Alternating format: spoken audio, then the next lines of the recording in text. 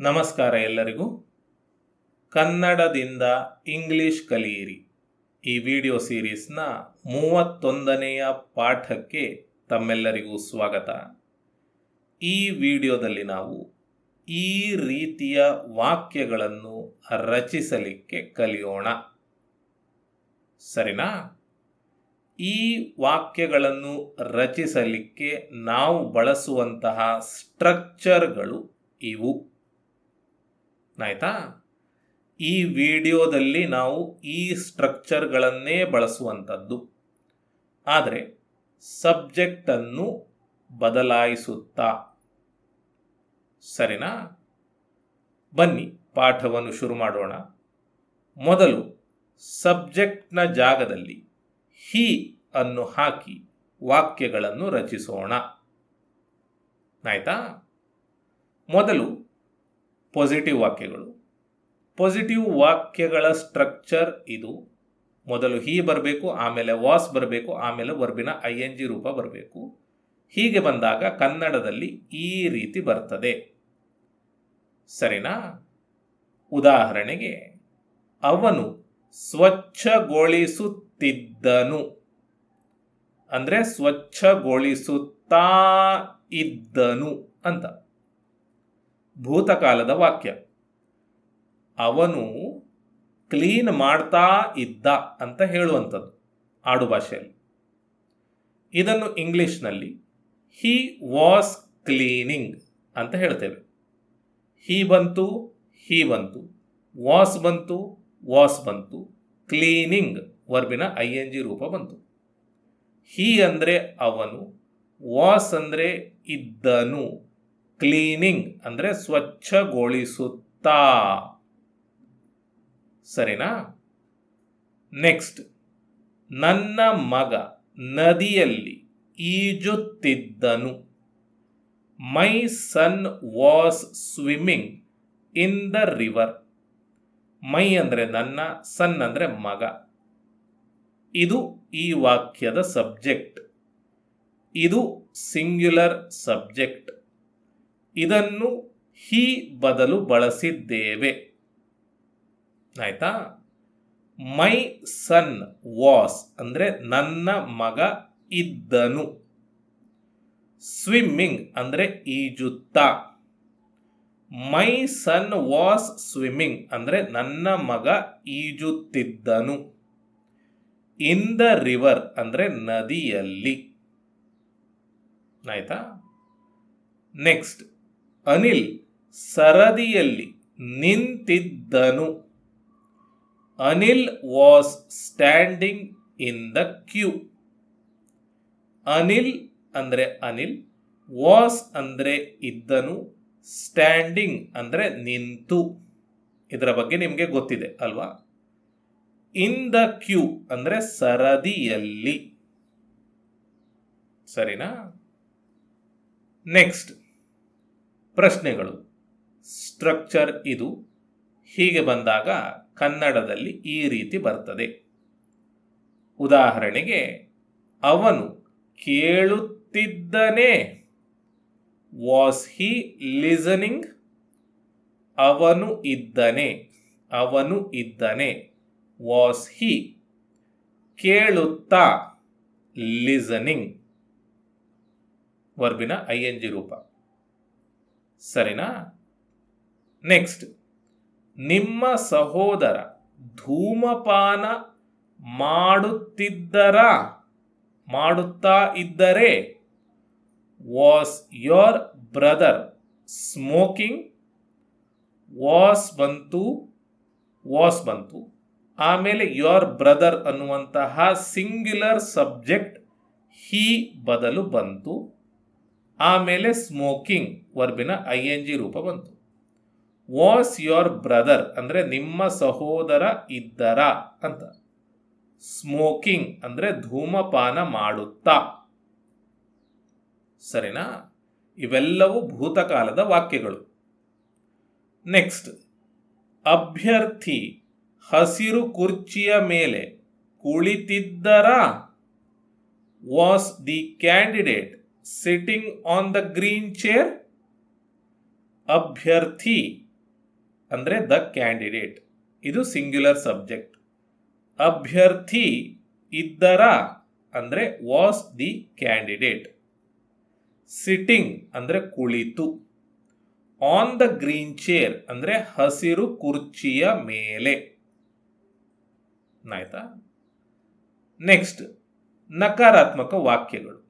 Structure ಇದು ಈ ರೀತಿ ಬಳಸಿದಾಗ ಕನ್ನಡದಲ್ಲಿ ಈ ರೀತಿ ಬರ್ತದೆ. ಉದಾಹರಣೆಗೆ, ಅವನು ಸವಾರಿ ಮಾಡುತ್ತಿರಲಿಲ್ಲ. He was not riding. He ಬಂತು, ವಾಸ್ ಬಂತು, ನಾಟ್ ಬಂತು. ಹಿ ಬಂತು, ವಾಸ್ ಬಂತು, ನಾಟ್ ಬಂತು. ರೈಡಿಂಗ್ ವರ್ಬಿನ ING ರೂಪ ಬಂತು. ಹಿ ವಾಸ್ ನಾಟ್ ಅಂದರೆ ಅವನು ಇರಲಿಲ್ಲ. ರೈಡಿಂಗ್ ಅಂದರೆ ಸವಾರಿ ಮಾಡುತ್ತಾ. ಸರಿನಾ? ನೆಕ್ಸ್ಟ್, ಜಾನ್ ತನ್ನ ಬೈಕನ್ನು ಸರಿಪಡಿಸುತ್ತಿರಲಿಲ್ಲ. John was not fixing his bike. John ಅನ್ನುವಂಥದ್ದು ಈ ವಾಕ್ಯದ ಸಬ್ಜೆಕ್ಟ್. ಇದು ಸಿಂಗ್ಯುಲರ್ ಸಬ್ಜೆಕ್ಟ್. ಇದನ್ನು ಹಿ ಬದಲು ಬಳಸಿದ್ದೇವೆ. ಜಾನ್ ವಾಸ್ ನಾಟ್ ಅಂದರೆ ಜಾನ್ ಇರಲಿಲ್ಲ. ಫಿಕ್ಸಿಂಗ್ ಅಂದರೆ ಸರಿಪಡಿಸುತ್ತಾ. ಜಾನ್ ವಾಸ್ ನಾಟ್ ಫಿಕ್ಸಿಂಗ್ ಅಂದರೆ ಜಾನ್ ಸರಿಪಡಿಸುತ್ತಿರಲಿಲ್ಲ. ಹಿಸ್ ಬೈಕ್ ಅಂದರೆ ತನ್ನ ಬೈಕನ್ನು. ಸರಿನಾ? ನೆಕ್ಸ್ಟ್, ನನ್ನ ತಂದೆ ಹಳದಿ ಅಂಗಿ ಧರಿಸಿರಲಿಲ್ಲ. My father was not wearing a yellow shirt. ನನ್ನ ತಂದೆ ಅಂದರೆ my father, singular subject. Was not ಅಂದರೆ ಇರಲಿಲ್ಲ. ವೇರಿಂಗ್ ಅಂದರೆ ಧರಿಸಿ. ಅ ಯೆಲ್ಲೋ ಶರ್ಟ್ ಅಂದರೆ ಹಳದಿ ಅಂಗಿ. ಆಯ್ತಾ? ನೆಕ್ಸ್ಟ್, ನಕಾರಾತ್ಮಕ ಪ್ರಶ್ನೆಗಳು. ಸ್ಟ್ರಕ್ಚರ್ ಇದು ಈ ರೀತಿ ಬಂದಾಗ ಕನ್ನಡದಲ್ಲಿ ಈ ರೀತಿ ಬರ್ತದೆ. ಸರಿನಾ? ಉದಾಹರಣೆಗೆ, ಅವನು ನಗುತ್ತಾ ಇರಲಿಲ್ಲವೇ. Was he not laughing. ಅವನು ಇರಲಿಲ್ಲವೇ ಅಂದರೆ ವಾಸ್ ಹಿ ನಾಟ್. ನಗುತ್ತಾ ಅಂದರೆ ಲಾಫಿಂಗ್. ಆಯ್ತಾ? ನೆಕ್ಸ್ಟ್, ಶಿಕ್ಷಕರು ಪಾಠವನ್ನು ವಿವರಿಸುತ್ತಿರಲಿಲ್ಲವೇ. Was the teacher not explaining the lesson. ಇಲ್ಲಿ ಶಿಕ್ಷಕರು ಅಂದರೆ ದ ಟೀಚರ್, ಗೌರವ ಕೊಟ್ಟು ಹೇಳ್ತಾ ಇದ್ದೇವೆ. ಏಕವಚನದ ಶಬ್ದ ಇದು, ಗೌರವ ಕೊಡ್ತಾ ಇದ್ದೇವೆ, ಹಾಗಾಗಿ ರು ಬಳಸಿದ್ದೇವೆ. ಇದು ಈ ವಾಕ್ಯದ ಸಿಂಗ್ಯುಲರ್ ಸಬ್ಜೆಕ್ಟ್. ಇದನ್ನು ಹಿ ಬದಲು ಬಳಸಿದ್ದೇವೆ. ಆಯ್ತಾ? ವಾಸ್ ದ ಟೀಚರ್ ನಾಟ್ ಅಂದರೆ ಶಿಕ್ಷಕರು ಇರಲಿಲ್ಲವೇ. ಎಕ್ಸ್ಪ್ಲೇನಿಂಗ್ ಅಂದರೆ ವಿವರಿಸುತ್ತಾ. ದ ಲೆಸನ್ ಅಂದರೆ ಪಾಠವನ್ನು. ಸರಿನಾ? ನೆಕ್ಸ್ಟ್, ನನ್ನ ಸಹೋದರ ಮಲಗಿರಲಿಲ್ಲವೇ. Was my brother not sleeping. My brother ಅಂದರೆ ನನ್ನ ಸಹೋದರ. ವಾಸ್ ಮೈ ಬ್ರದರ್ ನಾಟ್ ಅಂದರೆ ನನ್ನ ಸಹೋದರ ಇರಲಿಲ್ಲವೇ. ಸ್ಲೀಪಿಂಗ್ ಅಂದರೆ ಮಲಗಿ. ಸರಿನಾ? ಸೊ ಈ ರೀತಿ ನಾವು ವಾಕ್ಯಗಳನ್ನು ರಚಿಸುತ್ತೇವೆ.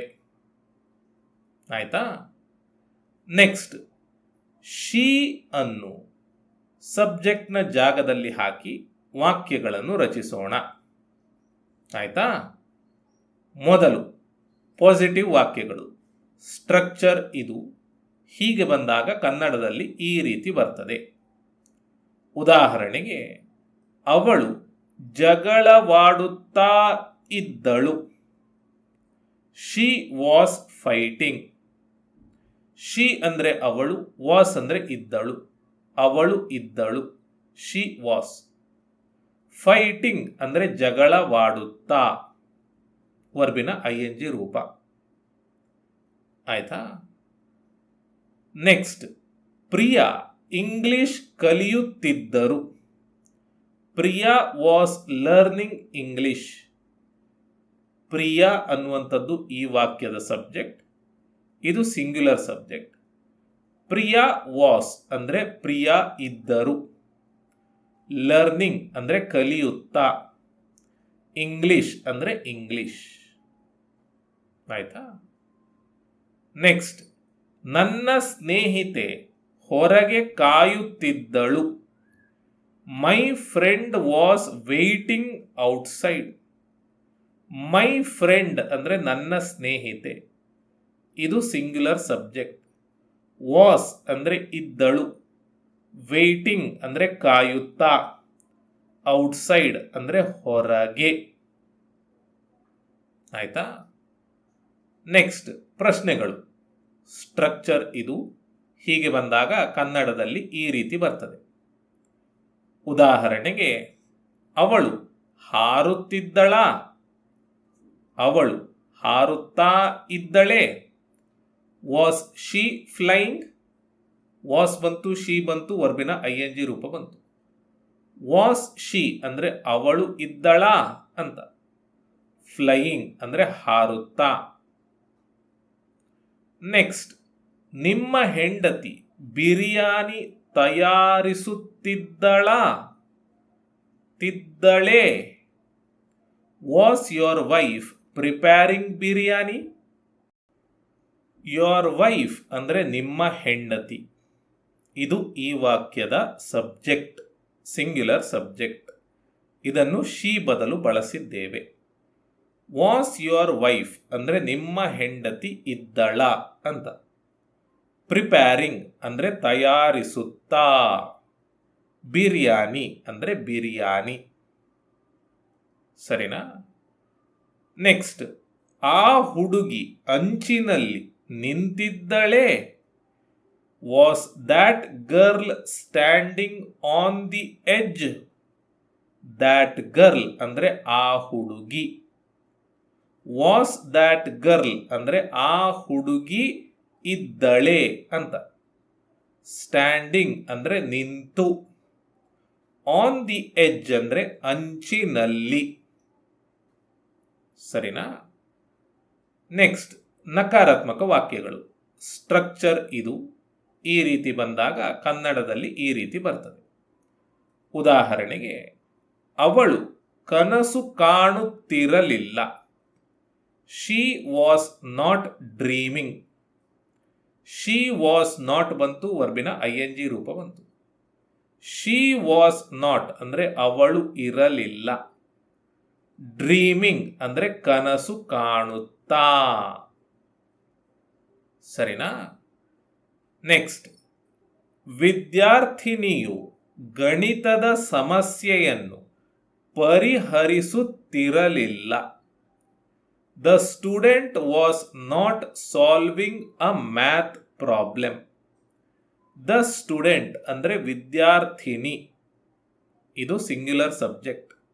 ವಾಸ್ ನಾಟ್ ಅಂದರೆ ಇರಲಿಲ್ಲ. ಸಾಲ್ವಿಂಗ್ ಅಂದರೆ ಪರಿಹರಿಸುತ್ತಾ. ಅ ಮ್ಯಾಥ್ ಪ್ರಾಬ್ಲಮ್ ಅಂದರೆ ಗಣಿತದ ಸಮಸ್ಯೆ. ಸರಿನಾ? ನೆಕ್ಸ್ಟ್, ಅವನ ತಂಗಿ ಸೀರೆ ಉಟ್ಟಿರಲಿಲ್ಲ. His sister was not wearing a sari. His sister ಅಂದರೆ ಅವನ ತಂಗಿ. ವಾಸ್ ನಾಟ್ ಅಂದರೆ ಇರಲಿಲ್ಲ. ವೇರಿಂಗ್ ಅಂದರೆ ಧರಿಸಿ ಅಥವಾ ಉಟ್ಟು. ಅ ಸ್ಯಾರಿ ಅಂದರೆ ಸೀರೆ. ಸರಿನಾ? ನೆಕ್ಸ್ಟ್, ನಕಾರಾತ್ಮಕ ಪ್ರಶ್ನೆಗಳು. ಸ್ಟ್ರಕ್ಚರ್ ಇದು. ಈ ರೀತಿ ಬಂದಾಗ ಕನ್ನಡದಲ್ಲಿ ಈ ರೀತಿ ಬರ್ತದೆ. ಉದಾಹರಣೆಗೆ, ಅವಳು ಖರೀದಿಸುತ್ತಿರಲಿಲ್ಲವೇ? Was she not buying? Was ಬಂತು, ಶಿ ಬಂತು, ನಾಟ್ ಬಂತು, ವರ್ಬಿನ ING ರೂಪ ಬಂತು. ವಾಸ್ ಶಿ ನಾಟ್ ಅಂದರೆ ಅವಳು ಇರಲಿಲ್ಲವೇ ಅಂತ. ಅವಳು ಇರಲಿಲ್ಲವೇ. ಬೈಯಿಂಗ್ ಅಂದರೆ ಖರೀದಿಸುತ್ತಾ. ನೆಕ್ಸ್ಟ್, ನಟಿ ತನ್ನ ಸಾಲುಗಳನ್ನು ಅಭ್ಯಾಸ ಮಾಡುತ್ತಿರಲಿಲ್ಲವೇ? Was the actress not rehearsing her lines? The actress ಅಂದರೆ ನಟಿ, ಇದು singular subject. Was the actress not ಅಂದರೆ ನಟಿ ಇರಲಿಲ್ಲವೇ. ರಿಹರ್ಸಿಂಗ್ ಅಂದರೆ ಅಭ್ಯಾಸ ಮಾಡುತ್ತಾ. ಹರ್ ಲೈನ್ಸ್ ಅಂದರೆ ತನ್ನ ಸಾಲುಗಳನ್ನು. ಆಯ್ತಾ? ನೆಕ್ಸ್ಟ್, ನರ್ಸ್ ರೋಗಿಯನ್ನು ಪರೀಕ್ಷಿಸುತ್ತಿರಲಿಲ್ಲವೇ. Was the nurse not checking the patient? Was the nurse not ಅಂದರೆ ನರ್ಸ್ ಇರಲಿಲ್ಲವೇ ಅಂತ. ಚೆಕಿಂಗ್ ಅಂದರೆ ಪರೀಕ್ಷಿಸುತ್ತಾ. ದ ಪೇಷಂಟ್ ಅಂದರೆ ರೋಗಿಯನ್ನು. ಸರಿನಾ?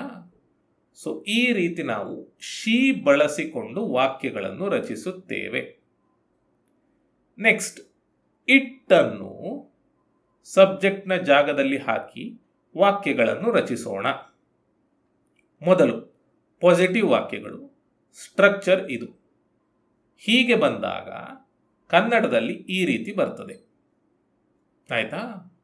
ಉದಾಹರಣೆಗೆ, ಅದು ಹತ್ತುತ್ತಿತ್ತು. ಅದು ಹತ್ತುತ್ತಾ ಇತ್ತು. ಹತ್ತುತ್ತಾ ಇತ್ತು. It was climbing. ಇಟ್ ಅಂದರೆ ಅದು, ವಾಸ್ ಅಂದರೆ ಇತ್ತು, ಕ್ಲೈಂಬಿಂಗ್ ಅಂದರೆ ಹತ್ತುತ್ತಾ. ಇಟ್ ಬಂತು, ವಾಸ್ ಬಂತು, ವರ್ಬಿನ ING ರೂಪ ಬಂತು. ಸರಿನಾ? ನೆಕ್ಸ್ಟ್, ಗಡಿಯಾರ ಟಿಕ್ ಟಿಕ್ ಆಗುತ್ತಿತ್ತು. The clock was ticking. The clock ಅಂದರೆ ಗಡಿಯಾರ, ವಾಸ್ ಅಂದರೆ ಇತ್ತು, ಟಿಕಿಂಗ್ ಅಂದರೆ ಟಿಕ್ ಟಿಕ್ ಆಗುತ್ತಾ. ಇಲ್ಲಿ ದ ಕ್ಲಾಕ್ ಅನ್ನುವುದನ್ನು ಇಟ್ ಬದಲು ಬಳಸಿದ್ದೇವೆ. ಇದು ಸಿಂಗ್ಯುಲರ್ ಸಬ್ಜೆಕ್ಟ್. ಆಯ್ತಾ? ನೆಕ್ಸ್ಟ್, ಗಾಳಿ ಮೆಲ್ಲನೆ ಬೀಸುತ್ತಿತ್ತು. ಬೀಸುತ್ತಾ ಇತ್ತು. The wind was blowing gently. The wind ಅಂದರೆ ಗಾಳಿ, ಸಿಂಗ್ಯುಲರ್ ಸಬ್ಜೆಕ್ಟ್. ವಾಸ್ ಅಂದರೆ ಇತ್ತು. ಬ್ಲೋಯಿಂಗ್ ಅಂದರೆ ಬೀಸುತ್ತಾ. ಜೆಂಟ್ಲಿ ಅಂದರೆ ಮೆಲ್ಲನೆ. ಆಯ್ತಾ? ನೆಕ್ಸ್ಟ್, ಪ್ರಶ್ನೆಗಳು. ಸ್ಟ್ರಕ್ಚರ್ ಇದು. ಈ ರೀತಿ ಬಂದಾಗ ಕನ್ನಡದಲ್ಲಿ ಈ ರೀತಿ ಬರ್ತದೆ. ಉದಾಹರಣೆಗೆ, ಇದು ಅಲುಗಾಡುತ್ತಿತ್ತೆ. Was it shaking? ಇದು ಇತ್ತೆ. ಇದು ಇತ್ತೆ. Was it. ಶೇಕಿಂಗ್ ಅಂದರೆ ಅಲುಗಾಡುತ್ತಾ, ವರ್ಬಿನ ING ರೂಪ. ಆಯ್ತಾ? ನೆಕ್ಸ್ಟ್, ಆ ದೀಪ ಉರಿಯುತ್ತಿತ್ತೆ. Was that light burning? ಆ ಅಂದರೆ ದ್ಯಾಟ್, ದೀಪ ಅಂದರೆ ಲೈಟ್. ದ್ಯಾಟ್ ಲೈಟ್ ಅನ್ನುವಂಥದ್ದು ಈ ವಾಕ್ಯದ ಸಬ್ಜೆಕ್ಟ್, ಸಿಂಗ್ಯುಲರ್ ಸಬ್ಜೆಕ್ಟ್. ಇದನ್ನು ಇಟ್ ಬದಲು ಬಳಸಿದ್ದೇವೆ. ವಾಸ್ ದ್ಯಾಟ್ ಲೈಟ್ ಅಂದರೆ ಆ ದೀಪ ಇತ್ತೆ. ಬರ್ನಿಂಗ್ ಅಂದರೆ ಉರಿಯುತ್ತಾ. ಆಯ್ತಾ? ನೆಕ್ಸ್ಟ್, ಮಗು ಗೋಪುರ ಕಟ್ಟುತ್ತಿತ್ತೆ. Was the child building a tower? ಮಗು ಅಂದರೆ ದ ಚೈಲ್ಡ್, ಇದು singular subject. Was the child ಅಂದರೆ ಮಗು ಇತ್ತೆ. ಬಿಲ್ಡಿಂಗ್ ಅಂದರೆ ಕಟ್ಟುತ್ತಾ. ಅ ಟವರ್ ಅಂದರೆ ಗೋಪುರ. ಸರಿನಾ? ನೆಕ್ಸ್ಟ್, ನಕಾರಾತ್ಮಕ ವಾಕ್ಯಗಳು. ಸ್ಟ್ರಕ್ಚರ್ ಇದು.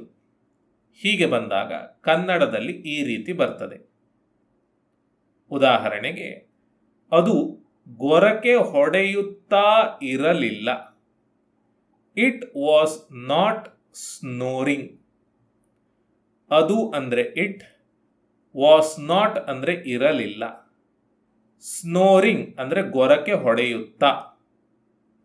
ಇಟ್ ವಾಸ್ ನಾಟ್ ಸ್ನೋರಿಂಗ್ ಅಂದರೆ ಅದು ಗೊರಕೆ ಹೊಡೆಯುತ್ತಿರಲಿಲ್ಲ. ಇಟ್ ವಾಸ್ ನಾಟ್ ಬಂತು, ವರ್ಬಿನ ING ರೂಪ ಬಂತು. ಸರಿನಾ? ನೆಕ್ಸ್ಟ್, ರೋಬೋಟ್ ನೆಲವನ್ನು ಒರೆಸುತ್ತಿರಲಿಲ್ಲ. The robot was not mopping the floor. The robot ಅಂದರೆ ರೋಬೋಟ್, ಇದು ಈ ವಾಕ್ಯದ subject, singular subject. Was not ಅಂದರೆ ಇರಲಿಲ್ಲ. ಮಾಪಿಂಗ್ ದ ಫ್ಲೋರ್ ಅಂದರೆ ನೆಲವನ್ನು ಒರೆಸುತ್ತಾ ಅಂತ. ಆಯ್ತಾ? ಫೋನ್ ರಿಂಗ್ ಆಗುತ್ತಿರಲಿಲ್ಲ, ರಿಂಗಣಿಸುತ್ತಿರಲಿಲ್ಲ. The phone was not ringing. ಇಲ್ಲಿ ದ ಫೋನ್ ಅಂದರೆ ಫೋನ್, ಇದು ಸಿಂಗ್ಯುಲರ್ ಸಬ್ಜೆಕ್ಟ್. ವಾಸ್ ನಾಟ್ ಅಂದರೆ ಇರಲಿಲ್ಲ. ರಿಂಗಿಂಗ್ ಅಂದರೆ ರಿಂಗಣಿಸುತ್ತಾ. ಆಯ್ತಾ?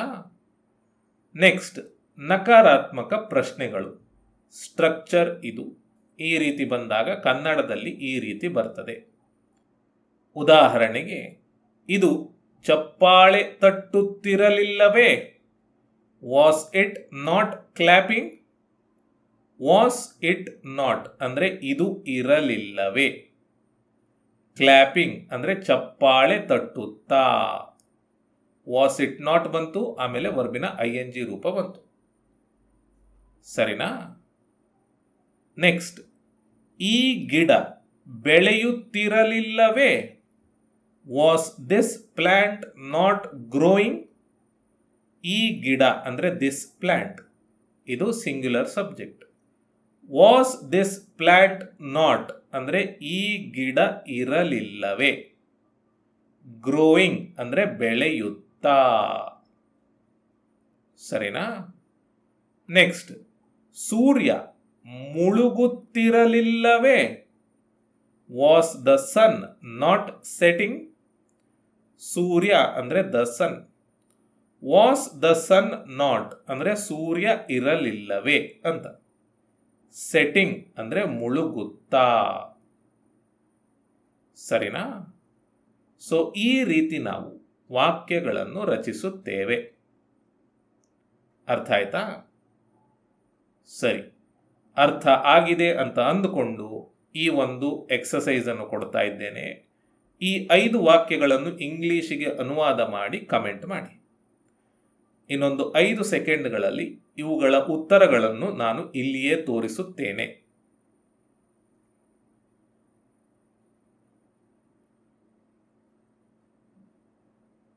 ಸರಿ, ಇವು ಉತ್ತರಗಳು. ಆಯ್ತಾ? ಇಲ್ಲಿಗೆ ಈ ವಿಡಿಯೋ ಮುಕ್ತಾಯ ಆಯಿತು. ನಾನು ನಿಮಗೆ ಮುಂದಿನ ವಿಡಿಯೋದಲ್ಲಿ ಸಿಗ್ತೇನೆ. ಧನ್ಯವಾದಗಳು.